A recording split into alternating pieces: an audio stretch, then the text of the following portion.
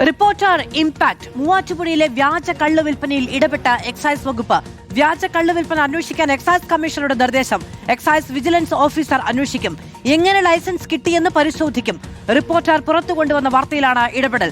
സജോ ദേവസ്യ വിവരങ്ങളുമായി ചേരുകയാണ്. സജോ, ഒന്ന്, ഈ ലൈസൻസ് വ്യാജമായി ഉണ്ടാക്കി.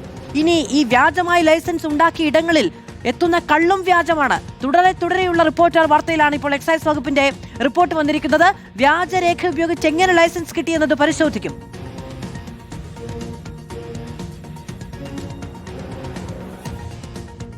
മാധു, അതായത് നമ്മൾ തുടരെ ഈ വാർത്തകൾ നൽകിയിരുന്നു. അതായത് നമ്മൾ മനസ്സിലാക്കേണ്ട ഒരു കാര്യം, ലൈസൻസ് സംഘടിപ്പിക്കുന്നു, പെർമിറ്റ് സംഘടിപ്പിക്കുന്നു, ചെത്തുണ്ടെന്ന് പറയുന്നു. പക്ഷേ ഇതൊന്നും ഫലത്തിലില്ല എന്താണ് കാര്യം. മരിച്ചുപോയ ആളുടെ പേരിൽ വരെ സമ്മതപത്രം ഉണ്ടാകുന്നു, തോട്ടത്തിൽ ചെത്തുണ്ടെന്ന് പറയുന്നു, ട്രീ ടാക്സ് അടയ്ക്കുന്നു. പക്ഷെ ആ ഇടങ്ങളിൽ മരങ്ങളില്ല, അവിടെയൊന്നും ചെത്തും നടക്കുന്നില്ല. അപ്പോൾ ഈ കള്ള് ഷാപ്പിൽ വിൽപ്പന നടത്തുന്ന കള്ള് എവിടെ നിന്ന് വരുന്നു എന്നതാണ് പ്രധാനപ്പെട്ട ചോദ്യം. അത് സംബന്ധിച്ച് ഈ സ്ഥലങ്ങളിൽ നേരിട്ട് ഫീൽഡിൽ പോയി പരിശോധന നടത്തുക, ഈ സമ്മതപത്രങ്ങൾ ഒറിജിനലാണോ എന്ന് പരിശോധിക്കുക, ഇതെല്ലാം എക്സൈസ് ഉദ്യോഗസ്ഥരുടെ ഉത്തരവാദിത്തമാണ്. പക്ഷെ പലപ്പോഴും ഇവ നടക്കാറില്ല. ഇത് എറണാകുളത്തെയോ അല്ലെങ്കിൽ പാലക്കാടെയോ അല്ലെങ്കിൽ മറ്റേതെങ്കിലും ജില്ലകളിലോ മാത്രം പ്രശ്നമല്ല. സംസ്ഥാന വ്യാപകമായി ഇത്തരത്തിൽ കലക്ക് എന്ന ഓമന പേരിൽ അറിയപ്പെടുന്ന വ്യാജക്കള്ള് നിർബാധം എത്തുകയും വിൽപ്പന നടത്തപ്പെടുകയും ചെയ്യുന്നുണ്ട് എന്നതൊരു പരസ്യമായ രഹസ്യമാണ്. അപ്പോൾ ഈ കാര്യത്തിൽ സംസ്ഥാനത്തെ കള്ളുഷാപ്പുകൾ വഴി വിൽപ്പന നടത്തുന്ന, സർക്കാർ അനുമതിയോടുകൂടി നിയമപരമായി വിൽപ്പന നടത്തുന്ന കള്ള് വ്യാജമാണ് എന്ന ആക്ഷേപം വരുമ്പോൾ അതിന്റെ ഗുണനിലവാര പരിശോധന യഥാർത്ഥത്തിൽ കൃത്യമായി നടക്കേണ്ടതാണ്. ഇനിയിപ്പോൾ ഈ ലൈസൻസ് വ്യാജമായ സമ്മതപത്രങ്ങളും മറ്റും ഉപയോഗിച്ച് രേഖകൾ ഉണ്ടാക്കി ഈ ലൈസൻസ് തരപ്പെടുത്തിയ ആളുകൾ ആ ഇടങ്ങളിൽ കള്ള് ചെത്ത് നടക്കുന്നുണ്ടോ, കള്ള് അളക്കുന്നുണ്ടോ എന്ന് വളരെ ഈസിയായി കണ്ടുപിടിക്കാവുന്നതേ ഉള്ളൂ എന്നതാണ്.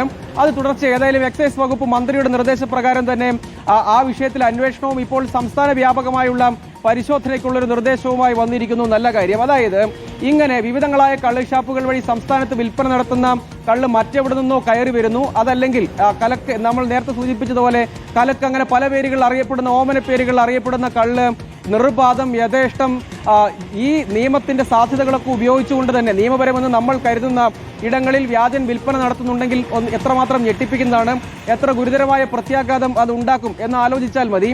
അങ്ങനെ ഒന്നിലേറെ തവണ നമ്മൾ ഈ കാര്യങ്ങൾ ചൂണ്ടിക്കാണിച്ചു. പല സ്ഥലത്തും ട്രീ ടാക്സ് അടച്ചു എന്ന് പറയപ്പെടുന്ന മരങ്ങളിൽ ചെത്ത് നടക്കുന്നില്ല, ലൈസൻസ് തരപ്പെടുത്തി എന്ന് പറയുന്ന തോട്ടങ്ങളിലെ ചെത്ത് നടക്കുന്നില്ല, പലയിടത്തും പനയും തെങ്ങുമുണ്ട് എന്ന് അവകാശപ്പെടുന്ന സ്ഥലങ്ങളിൽ അതില്ലാത്ത സ്ഥലങ്ങൾ പോലുമുണ്ട്. അത്തരം ഇടങ്ങളിൽ ലൈസൻസ് സമ്പാദിച്ച് അവിടെ നിന്ന് ചെത്തി കള്ളളക്കുന്നു എന്ന് രേഖയിൽ കാണിക്കുന്നു. പക്ഷേ മറ്റെവിടെ നിന്നോ ഈ കള്ളെത്തുന്നു. അതാണ് ഷാപ്പുകളിൽ വിൽപ്പന നടത്തുന്നത്, വിതരണം ചെയ്യുന്നത് എന്ന് വന്നാൽ അതിനെക്കുറിച്ച് അറിവില്ലാത്തവരല്ല എക്സൈസ് ഉദ്യോഗസ്ഥർ. പക്ഷേ ഇത് ചൂണ്ടിക്കാണിച്ചത് പിന്നാലെ മന്ത്രി ഏതായാലും ഗൗരവ സ്വഭാവത്തിൽ ഇടപെട്ടു, എക്സൈസ് കമ്മീഷണറോട് റിപ്പോർട്ട് തേടി.